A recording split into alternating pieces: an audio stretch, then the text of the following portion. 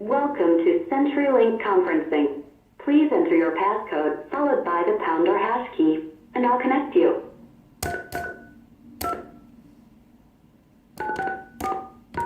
Please hold while I confirm your passcode. Thank you for joining Global Meet. Everyone will hear music until the host joins the meeting.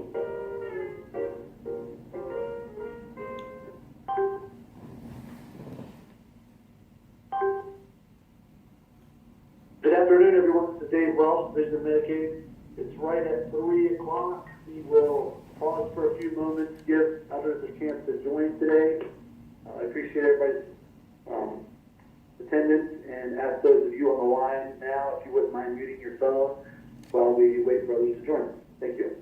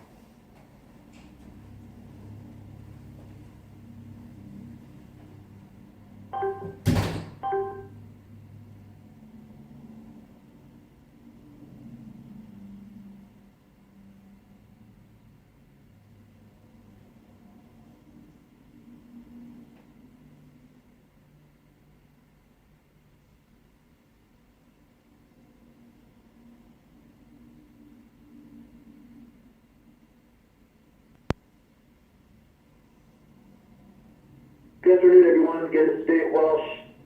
We are just 2 minutes after the hour. I'm going to pause for another moment or two and allow some more folks to join. Thanks again for everyone's patience.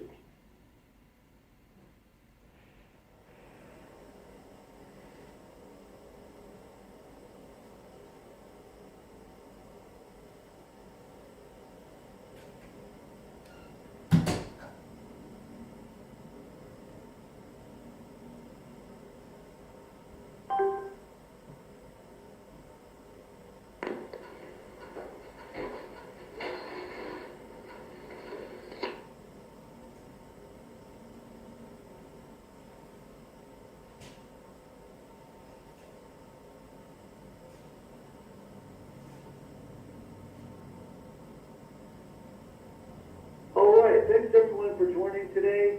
Just got a few updates. Wanted to talk about a couple things. Again, we're still in the midst of a pandemic and encouraging everyone to continue to practice social distancing and the use of PPE, especially when you're unable to social distance. We definitely appreciate everyone's adherence to those guidelines. One of the things I wanted to talk about today was PPE, and we'll get into a kind of a conversation later on the call, just so we can ask everyone about how they've been doing securing PPE and if they've found ways to obtain PPE at a reasonable cost, buying it in bulk if anybody has any connections, and the state also wants to try to figure out ways that we can help offset those costs for you guys. So we'll open that up for conversation here shortly. One of the things that we wanted to talk about today was the continued distribution of the unspent dollars for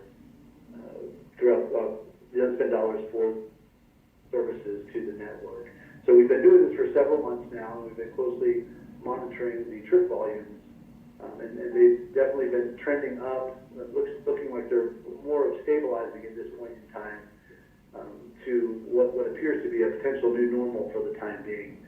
So with that being said, I'd like to ask Emilio, Ron, anybody on the NTN team, just to kind of provide an overview of the last maybe 2 to 3 months. And when I say 3 months, let's say kind of month to date where we are right now in August, July, and June of the trip counts and what that really looks like when we're comparing it to pre-COVID, so before March of this year. Sure. So this is Ron, And thanks for that, David. So going back and taking a look at the last 2 months and into August through today's date, the 26th, we found that for June, there were 79,307 completed trips claimed and processed, 86,343 trips in the month of July. In August, we anticipate, based on what's remaining in the system, to be roughly at 78,000 trips in the system. As it stands today, 71,014 trips have been completed and are in an approved to be paid or a paid status. And so where that puts us versus our pre-COVID trip volume is roughly 35 to 40,000 trips less over a 3-month window versus the most recent 3-month window. Obviously, at the onset of the pandemic here in the state of Idaho, our trip volume was in the 60,000 trip legs per month range. We saw the increase in June as I believe most entities felt we were past the worst storm. Another significant spike in July, and then the realization that the COVID-19 pandemic has not waned in our state has us back down into that 70,000 trip leg range. So that's where we stand in terms of trip volume, both paid and approved to be paid claims for each of those months. So we're getting close to those mid 70% of our normal trip percent, close to 80% of what would appear, or what used to be our normal, I should say. And we definitely are continuing to see more trips, but we're not sure what future months are going to look like. We've been having discussions with the NTM team, our partners over at NTM, about moving into a new contract year and kind of what that means from a financial perspective. And NTM put together a proposal, and this was more or less the intent when we moved into this agreement that with NTM, putting forth these dollars back to the network in April of this year. That when we got to a level at which we are today, we would kind of phase back toward just regular trip reimbursement and not distribution of the unspent dollars. And there's a lot of factors that really go into this decision, and I don't, a lot of contractual things and MLR with where the contract is, the unknown of kind of what the future state would be, the expectation that trip volumes are going to be going back up and will probably be heavier weighted on the back end of this fiscal year, which will cause costs to go up significantly. So with that, I don't know, Ron, if you want to tag on to that and kind of provide NTM's perspective on this. No, I think there you hit it there on the head. As you discussed working with your team, and appreciate the efforts there, our senior leadership group. We've essentially hit that new reality. The trips have stabilized at this particular number. It's very doubtful that we'll get back to that 115 to 125,000 trips per month threshold. And so, as with every entity, every business dealing with the COVID-19 pandemic, we have to make sure we right-size what the program looks like. Thanks, Ron. So we understand that I'm sure everybody's going to be impacted a little bit differently, and I would imagine that some folks are at a more normal level than others, and some may not be at that normal level. But across the state, what we're looking at is right about that 80% of what we used to be. And again, for the past several months, we've kind of went up and down, and I imagine that that's going to continue for a few months. And, when there's a vaccine, things may spike back up again. But those are some of the unknowns that factor into the contract and the soundness of the rates and how, NTM needs to make sure to manage those dollars to make sure that they'll be able to cover the services that may be rendered on the backside of this year. So I know this is a really tough conversation. We definitely would like to get some feedback, and are open to hearing, what the providers have comment on. So it's a tough decision. It's very challenging. We are, again, committed as a state to try to help with some of the procurement. Well, I guess it would be procurement at a small level, but attainment of PPE at the provider level. So what we would like to do is reach out to our partners around the state to try to identify ways that we can assist your companies with purchasing PPE at a lower cost, and maybe trying to subsidize it to some capacity. Again, I can't commit to anything at this point in time, but we'll definitely take that as a takeaway to do some research and figure out how we can, again, continue to support the NEMT provider network and creating a safe environment for drivers, for destination providers, and for our Medicaid members.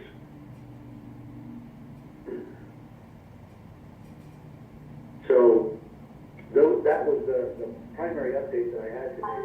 And again, I'd like to hear from those on the phone in regards to how you guys are doing getting PPE, as well as any comments that you may have about the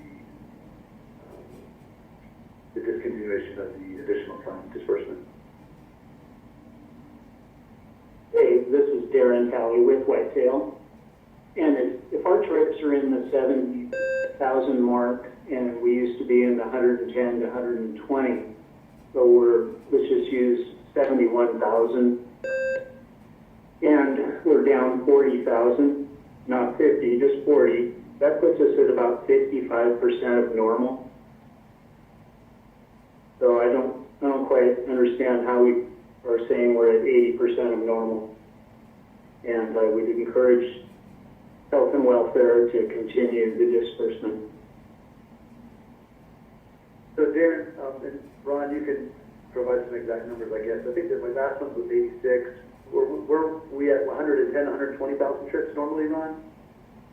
That's correct. If we went back to January of this year, we started at roughly 104,000. Give me a second, I can pull that information up.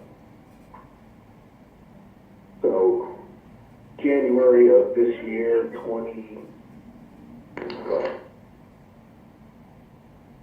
So January we had 118,822 trips. February 110,283 trips. March 104,753 trips. And that's when we started to see the very first onset of cancellations due to COVID and rescheduling in the middle part of March. Yeah. Thanks, Darren. And again, or Ron, thank you. But Darren, I definitely appreciate your comment. I mean, this is a decision that, we're in support of MTM managing the contract, and they have to make decisions in regards to kind of their solvency throughout the course of this year. And the projections that we've been discussing with our actuaries on several other contracts is there is going to be a balloon and additional cost in the backside of this year. So I understand that, the MTM is in charge of administering the dollars, right? And they've got to, they have stepped above and beyond by distributing these funds. They did not have to. They did not do it at the direction of the department. That was solely their, we were definitely in support of it. We absolutely were. But it's just it's a tough situation, and they've got to make sure that they're going to be able to cover the cost that's expected throughout the course of this contract year. So, it's a tough decision, and we had originally talked about that 80% of normal, and that's relatively where we're at. We can't just continue to disperse funds on all of our contracts that are unspent. That creates a very unique situation for the contractors and the state, and some financial challenges as well. This is Darren again. Well, I know our company and many that I've checked with are still running just about what I said at 55% of pre-crisis levels. And if we're going to say no more disbursements, when will you know if MTM has covered all of their costs and there would possibly be disbursements toward the end of their contract year?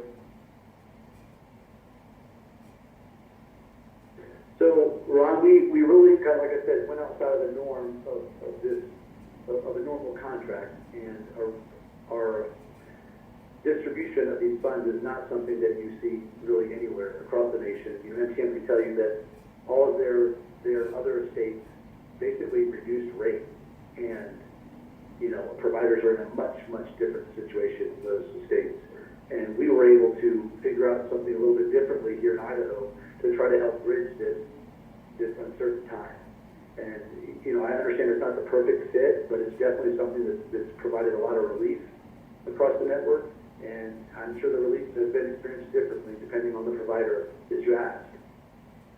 But there is going to be some additional payment, one additional payment that is basically the unspent funds from last state fiscal year that would be going out to providers. And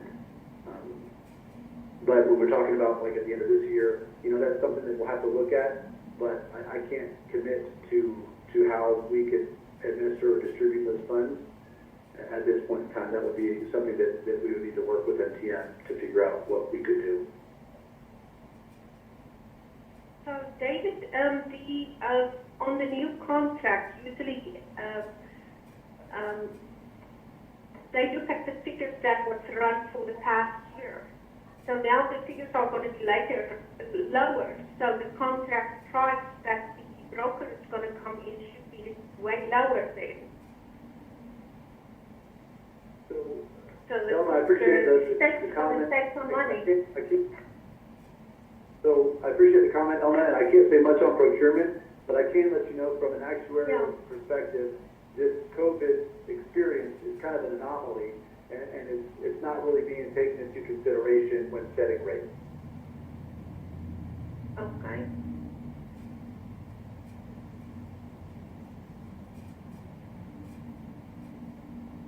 And I that's just just have because a it's kind of a question. Yeah, the other question that I have is that we are not back at where we were before COVID and stuff. Our trips did go up a little bit, but what we are experiencing lately is, and this is something that we've talked a lot in the COVID meetings, is that we will get our clients back. But lately, we have heard about another provider that people are calling us and wanting to know where we are at, and then our trips have been given to another provider. I don't know who they are. They seems like they're out of Idaho Falls area or somewhere. I don't know if they're expanding or something, but could we please have our trips back? We are all fighting for more work. I don't know if it's a new provider coming in or who they are. I know the name of the company, but can NTM please make sure that they send the people back to us that drove before this happened? And that's why we are not back to where we are, but not completely back, but that we are keep on seeing lower trip counts. So Ron, are you guys seeing new agents? Have any new agencies come on that have diluted the trip count for some providers? So there's been two. Oh, go ahead. Well, we've added a couple of providers into the network, but they're not high resource providers. These are 2 to 3 vehicle operations at the most that we've added just in certain areas where we've had adequacy concerns. So we have added some new providers. And there's one provider in northern Idaho, right outside of Coeur d'Alene, the Clearwater, Lewiston area. And then we've added some sole source providers, and what I mean by a sole source provider is a facility that came on board that was wanting to complete transport for themselves as well. And what areas were those, Emilio? So those areas, as far as the sole source providers, we have added one in eastern Idaho, in Idaho Falls area, and then there was an additional one added in northern Idaho. So what is happening, because we are two providers that mainly service this area where we are in. Why is it that there's another provider coming in and taking trips from us and stuff? I know that work can go wherever it needs to go, but when we are all crying out for work, it's kind of... Unfortunately, I know we've seen an increase in what we call a missed trip, and that's by definition is a trip that is unable to be secured because providers that we've attempted to secure this trip with have turned the trip back, and we've contacted all providers. We've contacted, even at that point, Lyft or Uber to try to attempt to run this trip, and we're unable to secure that trip. So in those areas, our responsibility is to ensure that we have trip coverage. And because we did see a dip down into that, the May, April timeframe where we did not have many vendor no-shows or very many unsuccessfully secured trips, we saw that jump back up in June and July, and then August as well. So we have to try to restabilize that to make sure that we're not missing any trips, and so that requires us to add additional resources into the network. So I don't ever send trips back, Emilio. I don't ever, hardly ever send trips back. The ones that I send back is the Emmett area trips. So in our area, I don't send trips back. So if there are trips that are not secured, that people cannot do in this area, could MTM call us before they send it out to somebody else? Because we are looking for more work. We have cars sitting and drivers sitting around. Yep.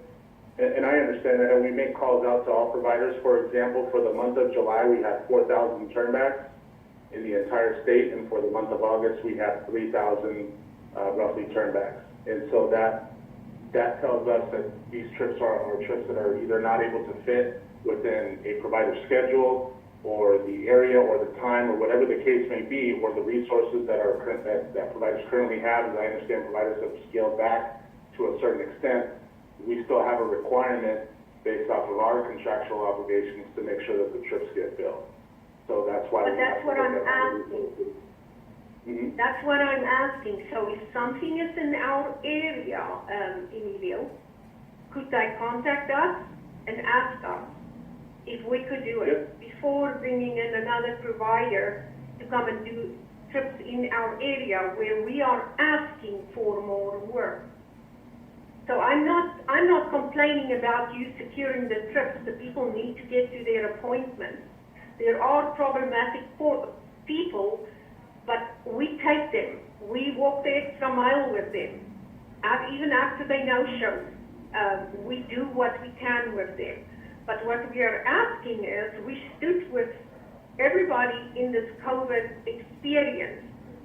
Is it possible that you can look at the providers in those specific areas before you outsource it to somebody else? And look who was there and who has been diligent and who has been working all through the COVID epidemic and stuff like that, and maybe call those providers first before outsourcing it. Yeah, so I understand your concern. I understand what you're saying, and those are calls that are made on a by our dispatch team, by our CSRs at the call center level that are making those calls out on the daily to secure a trip. You know, so it could be a one-off trip. It may not be associated to an RTP. It could just be a one-time trip that somebody needs to go to, and you know, we're needing to make sure that we have those resources available in all areas of the state. So I understand what you're saying, that you're looking to make sure that we're reaching out to those providers first that are established in the network, and we do make those calls. Where I look at the trip notations that tell me that calls have been made to every area provider, and in some cases we end up calling providers that don't work in that area to see if they're willing to come into the area to try to assist with a trip or two as well. So we're exhausting all resources before we're adding additional resources to the network. But we do have to maintain those options available to us to ensure that we have an adequate network to handle all of the trip requests that come in. But can I ask this? In our region, could you give me the figure of trips that were not secured and that you had to call providers? And can you tell me on how many of those that you reach out to Sprinter and special deliveries to do the trips? Will that be a possibility that can be done? We can look at that by region. Yeah, we can look at it by region, but unfortunately, there's not a way for us to track those outbound calls to each particular provider as those were going through. So the information that I can pull up and take a look at are the number of turnbacks based on county. So they're not separated by region. So we can take a look at that information and I can provide that back to the group. Okay, that will be good so that we know because if there's a reason why the providers are not being called and it's been outsourced to others, then you need to talk to the providers. I feel I would like to know why I am not contacted. So if there's a problem with our company or something is going on there, that we can make a change. I think all the providers want to change for the better. So, and it's teamwork here. If we look good, you look good. That's the way this works. It's not a one-sided story. So that's all I'm asking. So please, we are asking for more work in our area. We have cars sitting and stuff, and that we be called for trips that needs to be secured in our area.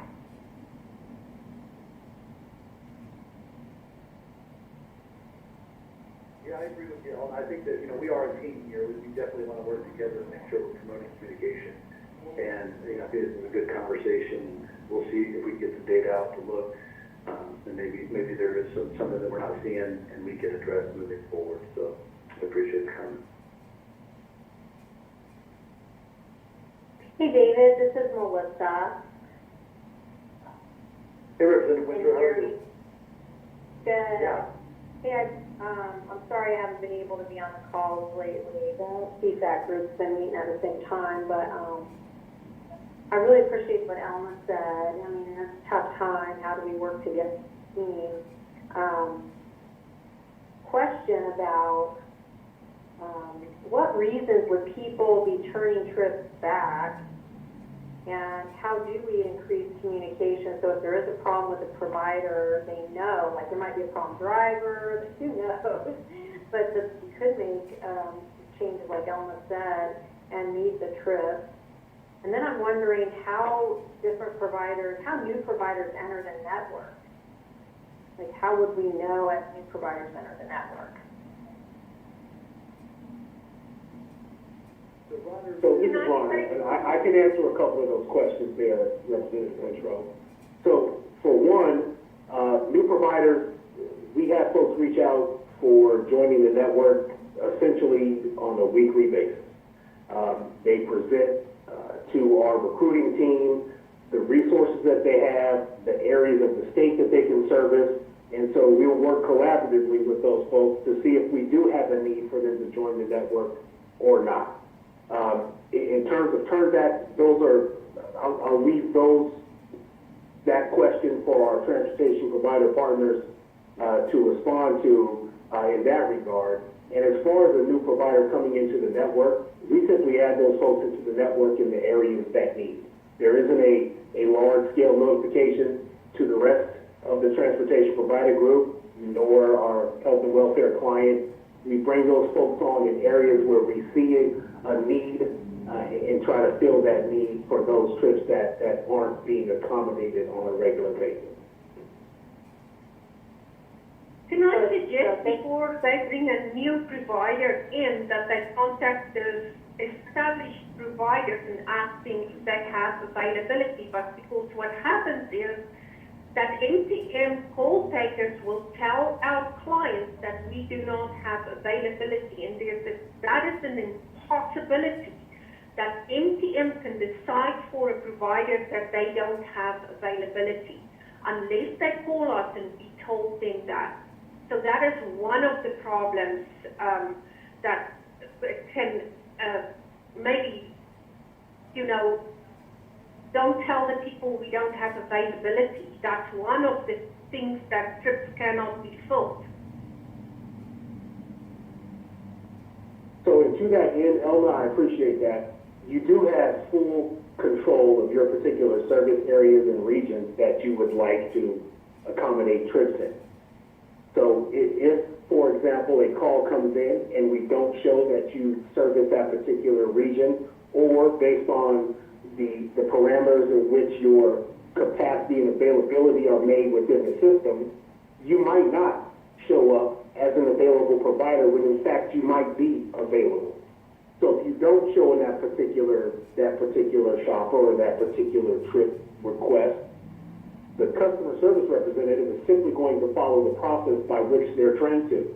You find the providers who show that availability for the time, the location, and the type of transport that's required, and work with that group to get those refined. So, as always, every transportation provider has an opportunity to work with their vendor account manager to refine and define what those parameters look like.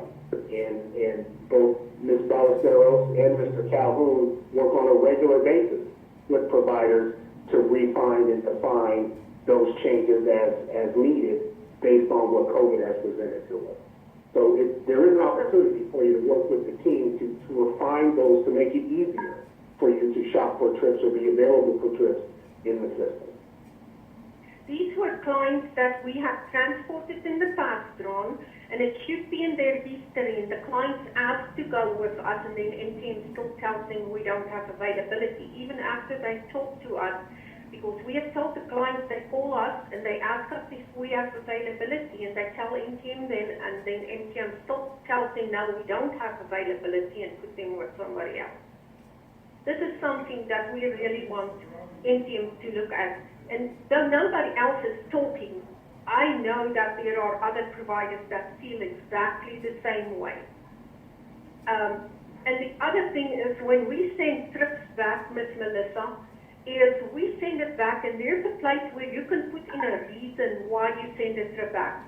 I have sent Emma trips back because it's not profitable for us to go to Emma. It's 40 miles away for us for a 1 mile trip. And we have had many talks with NTM about the Emma stuff, and but we send it back and we put a reason in there. But it seems like if we have a problematic client that we decide it's safer not to transport this client anymore, we'll put a reason in there. But we get the trips returned to us over and over and over. So I don't know if the people don't look at the reasons what's put in the return trips or not. But we do not send trips back out of our area. This is Tori. Can give a reason. Yes, I can. This is Tori from CT out in East Idaho. If we're sending trips back, it's mostly because people love the 3 o'clock time, and we are so full then that has been our biggest problem, is that everybody wants to go at 3 o'clock. So if we're sending a trip back, that is the problem most often. Also, I've been doing our dispatch phone this week, and I know that we get calls constantly, more calls from MTM than anybody else, that are asking us to take last minute trips. And I don't know what the protocol is for MTM with that, but there's been many times when I thought, well, why didn't we get this trip 2 days ago, 48 hours before? So I'm not out to blame MTM for the issue. I have no idea. It could be that somebody sent it back, and so they're just doing it last minute. But for the last 3 days when I've had the dispatch phone, I get calls from MTM all day long asking us to take a trip last minute, and we're denying them because we're either full or, we don't deny all of them. I've taken as many as I can fit in, but we've already got our schedules full as we can get them usually, and so we have to turn them back. But that 3 o'clock time, if there's any way we could get people to want to go at a little bit different time, it would change everything. And I don't know if we can, because I tell people when they call and say, could you take us? I say, if you can try to get it out of that 3 o'clock time, there should be no problem for us to take you. So those are kind of some of the issues that we have with sending trips back when we do. But we do try ourselves to not send back. We have tried to take as many as possible.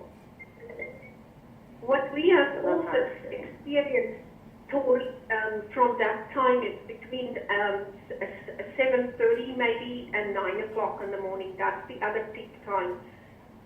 But a lot of times when MTM has called us about last-minute trips, if MTM Brand can please confirm that that client still needs that trip, because it seems like providers send trips back if they have too many no-shows on a client, or they have maybe called the client and the client has cancelled with them, then they send it back instead of cancelling the trip.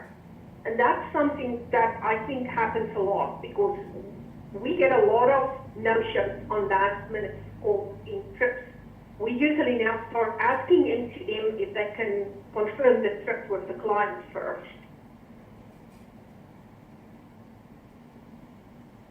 Sure, that should be the process that you see on those types of last-minute trip requests. Appreciate both of the points there, because we do have some trips that are truly set in a last-minute fashion, and normally the process would be for the customer service representative to validate and verify that trip. And to your point, Elna, there have been trips that come back as a turn back, under the 24-hour window that doesn't allow for that full, proper research and work to have happen. So we can certainly ensure that the call center group and the dispatch group are following that process to validate as many of these trips as possible prior to the start time. And again, it goes to, asking that our transportation provider partners cancel those trips in the appropriate manner. If we do have a member who constantly no-shows, there is a process by which we contact that member, advise them that they do have to validate that trip the day before, either through a phone call to us or to the transportation provider directly. And if not, that trip is canceled out of the system if they had an excessive amount of no-shows. So again, it's something that we can take back to our team, and I would ask that the transportation providers also cancel those trips appropriately if in fact there are no-shows by these members, so that we can in turn hold those folks accountable as we can to that process, and if necessary engage with our health and welfare partners for additional push for those members who are chronic no-shows.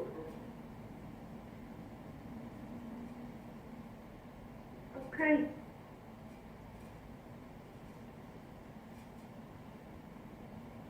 So I have a question. I weren't in the meeting when that talked about the calls bringing back to the providers. And we have had some of those calls at times were really, really angry at us because we didn't know what was going on, and we kept on telling them, no, you need to call this number, and then I call it and get back to us. So what is going on with that, Ron? Is that going to be a constant thing that we've got to have to deal with people not knowing what button to push and that gets through to us? Because the people that we are transporting are the elderly and disabled. They are not electronically IT savvy and stuff like that. Even I don't like electronics, but I deal with it. But most of those people don't know, and if they have a hearing problem and stuff like that, that makes it even worse. What is going to happen with that? So with those particular calls, that designation is specifically for the Where's My Ride option. So if you have a trip that's scheduled and that member wants to determine where their ride is, they have the option to contact directly through to you to find out where you are, or contact through to a customer service representative so that they can make the outbound call to you. So during the course of that message, they are provided with that explicit direction that if you're looking for your ride, select 1. If you want to contact a customer service representative, select 2. So as we get these examples where you're getting those calls, we can certainly outreach with our community outreach team to further educate these members directly. And they've also educated these facilities with that same information so that a caregiver, case manager, medical provider may also provide that additional instruction to that member. So as it stands today, that Where's My Ride process will remain in place. We'll continue the outreach and education to the member, facility, caregiver, parent, you name it. And again, if you feel like that's too much, we can opt you out of that reroute of that phone call. And to date, after my last email on this, I've had one transportation provider opt out of that. So if there are more, I would encourage you to send me the information. We can get you out of that if it's going to be burdensome to you or to your dispatch team. Instead of getting it directly from the provider or from the member and perhaps having an angry call, you can have that call made essentially by an NTM staff member and request the same information that a member would be able to. Ron, we don't want to opt out of it. We work with our clients, so that's not an option for us. But if we know beforehand that NTM changes systems, that would make things easier and it wouldn't cause a whole ruction.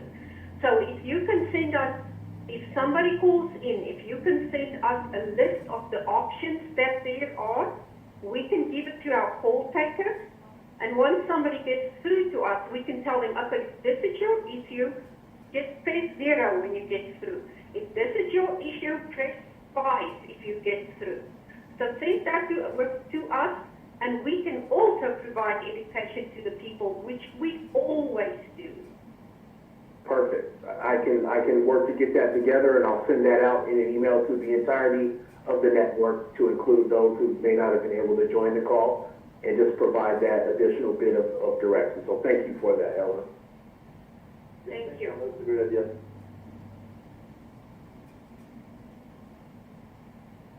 Dave, We want to talk about PPE a little bit? Go ahead.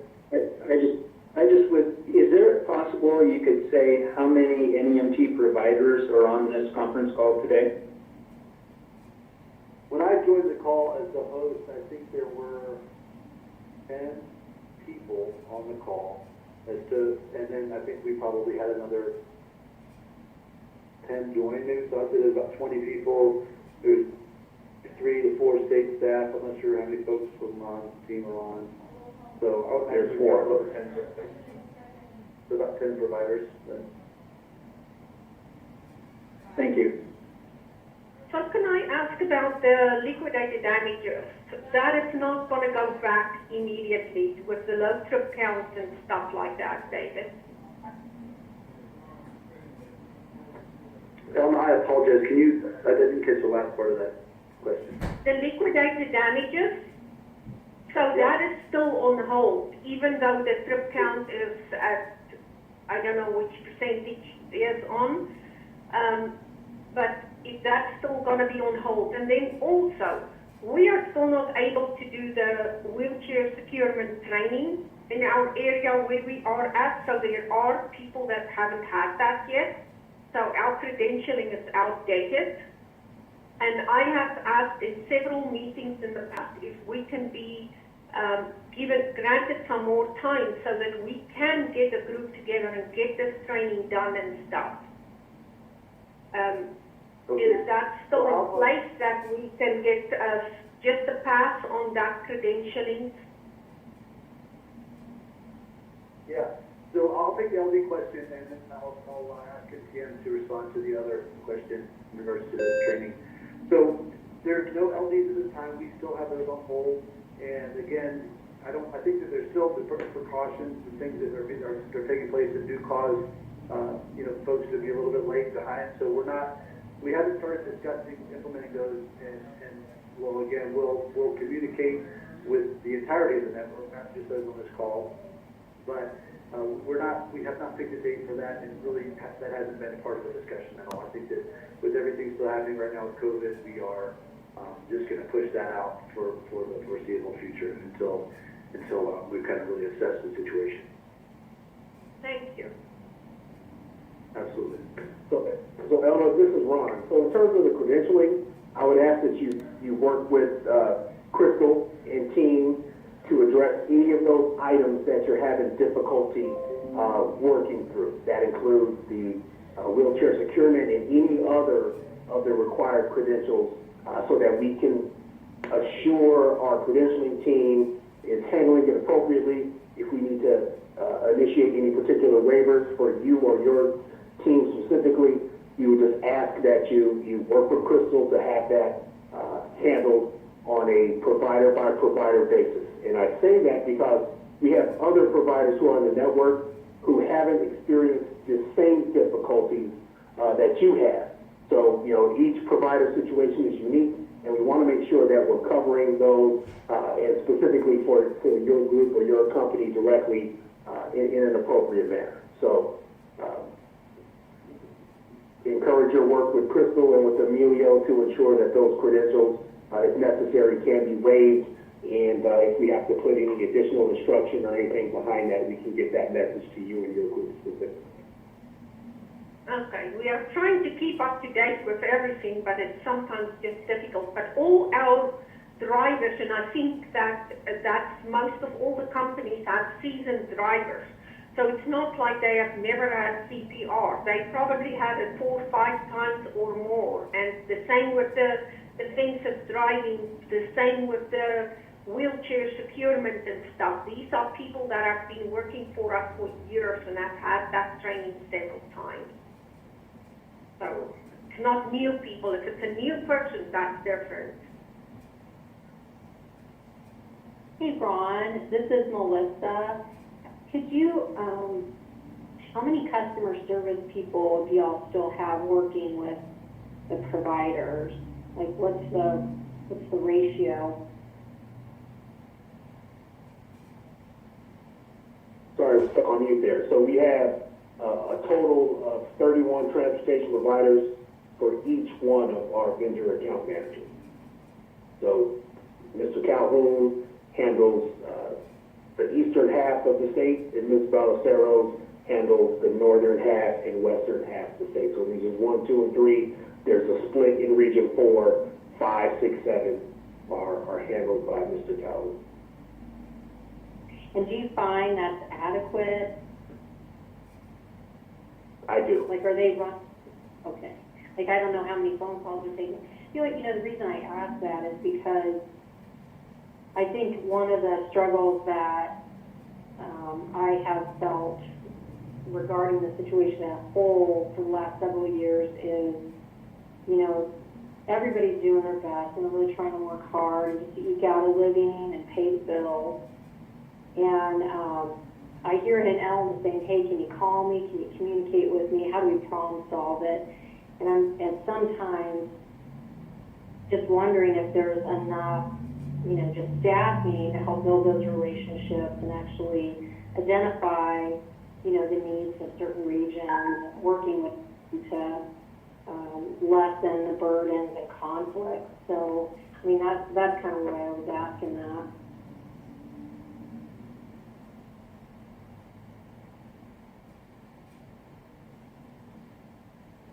Yeah, I would say Representative Winston, our provider or our vendor account managers on a daily basis are communicating with the respective providers multiple times a day, upwards to 10 to 15 emails a day, and then phone calls, let's say 5 to 7 or 8 phone calls a day with several providers, just depending on what the issues or concerns that may be, and they may not even be issues or concerns or just things that are normal course of business that we're working through. And then also they do conduct their monthly vendor meetings where they do contact each provider to let them know, and that some providers have opted out of those meetings, and we simply just send them a recap via email to let them know, kind of what, how their last month's performance was, and if they have any concerns, questions, thoughts, and then we can address any questions from there as well. Thanks, Emilio. So just to do a time check real quick, we've got about 10 more minutes. Do we want to talk about PPEs or any other topics? Do we want to continue with this conversation?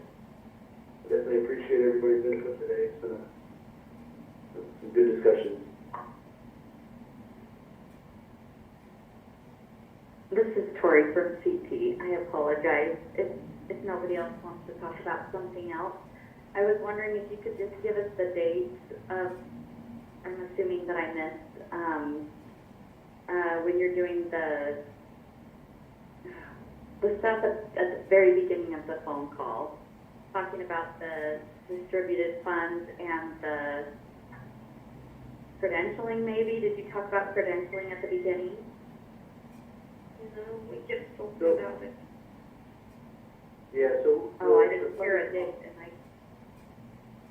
Ron or Emilio, when is that last disbursement going to be coming out? Do you guys have a date on that yet? Not yet.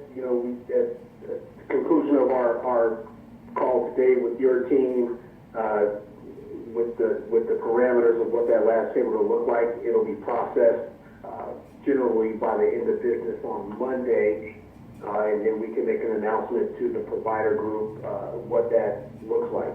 So I would assume that it would fall in line with the remainder or the previous payment that went out the last Thursday of each month. So I would anticipate by the 27th. So again, I won't know for sure until we can get those final numbers put together and what that disbursement will look like. And once we do that, we'll be sure to reach out to the provider group and advise.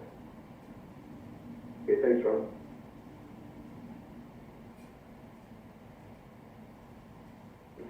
And we didn't talk about any credentialing. There was a conversation about the training that came up, but no time in credentialing. I'm sorry. You're fine. Misunderstood the thing. And I thought that you were saying the disbursement payments were not happening anymore at a certain time. But I must That have is true. misunderstood. That's will be the last one. This next Thursday, if that's the timing for it, will be the last one. Okay, that was my question. Okay. Thank you. Yeah, absolutely. I can just say thank you for those extra payments. I grew up learning that you work for what you get.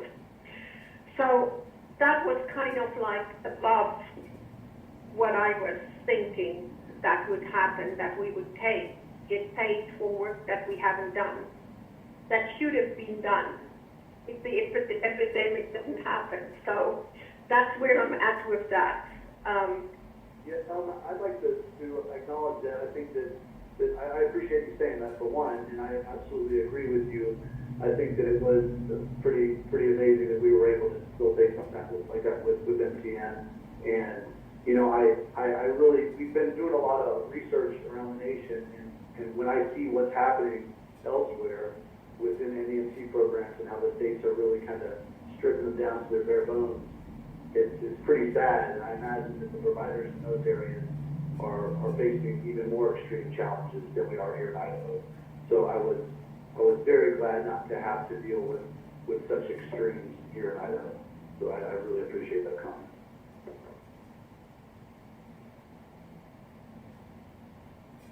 As do I, this is Ron. So, and again, I think that we've talked about it over and over. These are uncharted waters, unprecedented times, and every other cliche that you can come up with to describe what we've been going through, not only in Idaho, but as a nation, So it's a point where we do have to understand what the new reality looks like, and we certainly want to continue to work with every provider to get them as whole as possible with these changes. So we'll definitely take back your feedback, and as we talked about prior to this, we want to make sure that you get your ridership back. So as we get those examples or members or people, we can ensure that we do what we can on our side to get you as close to where we were before the pandemic as possible.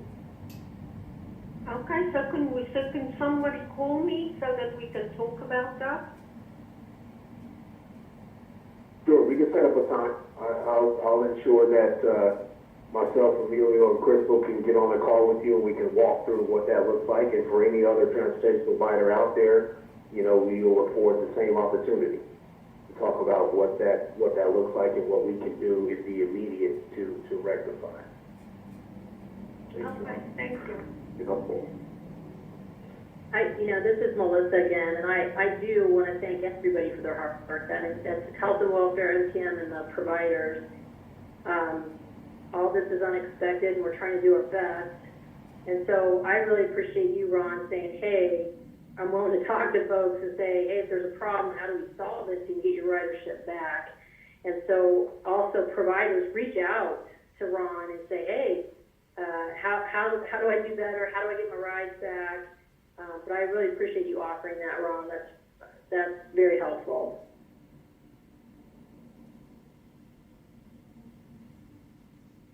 So we've got 4 minutes left. Is there any other topics?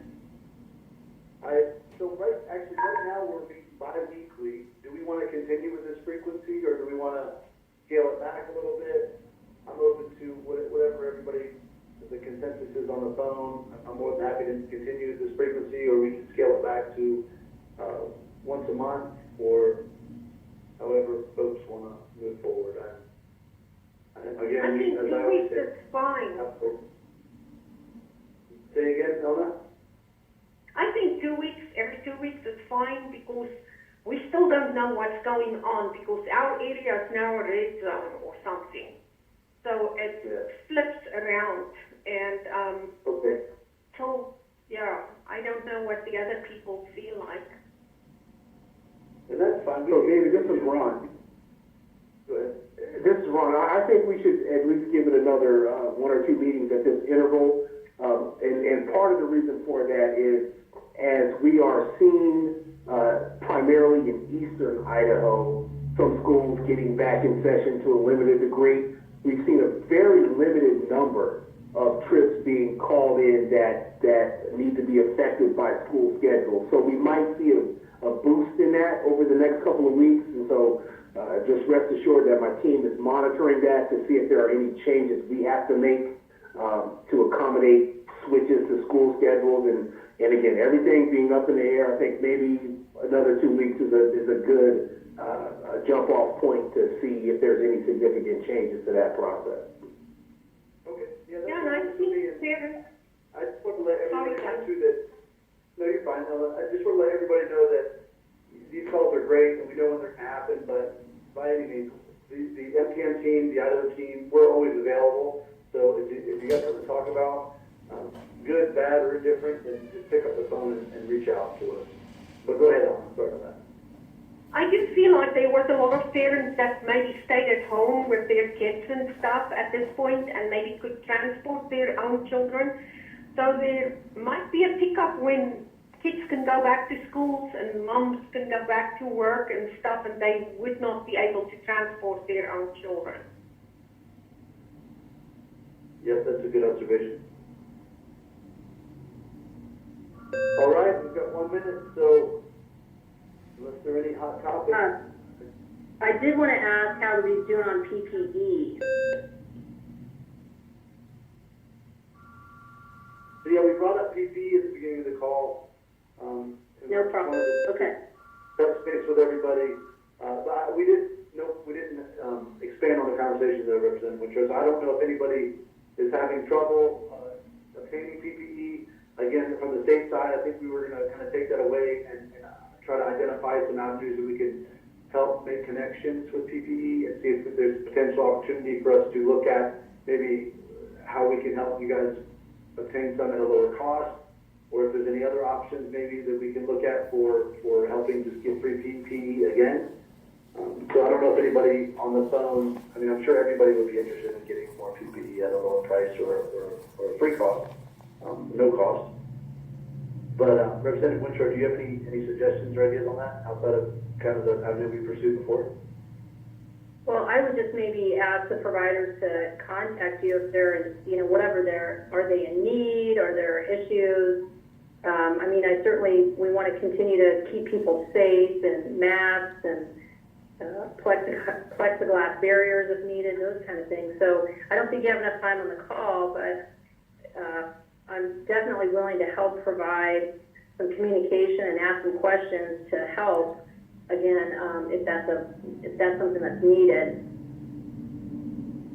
I would appreciate some of that plexiglass partitions that you can have. If I may, and I don't know if other providers feel the same way, by now, most of the people, if we pick up somebody from a hospital that's been discharged, we would ask the facility to supply a mask.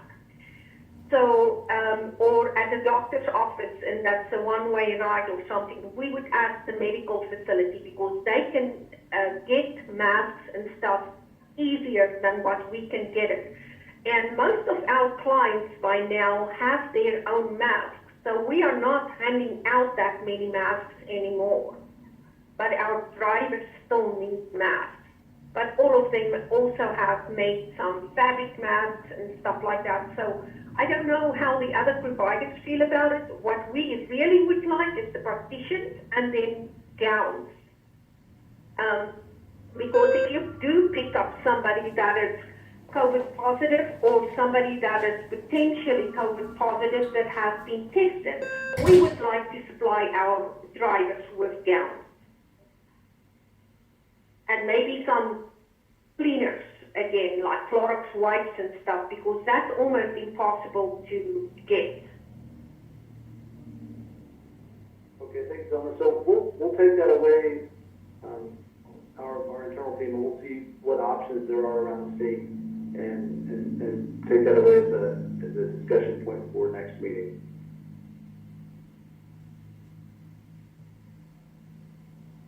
Hopefully we've got some good ideas we can share with you guys, or some avenues to get some more PPE.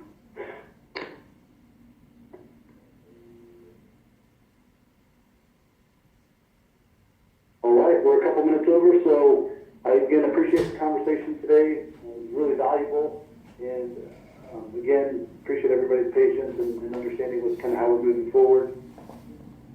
With that, everybody have a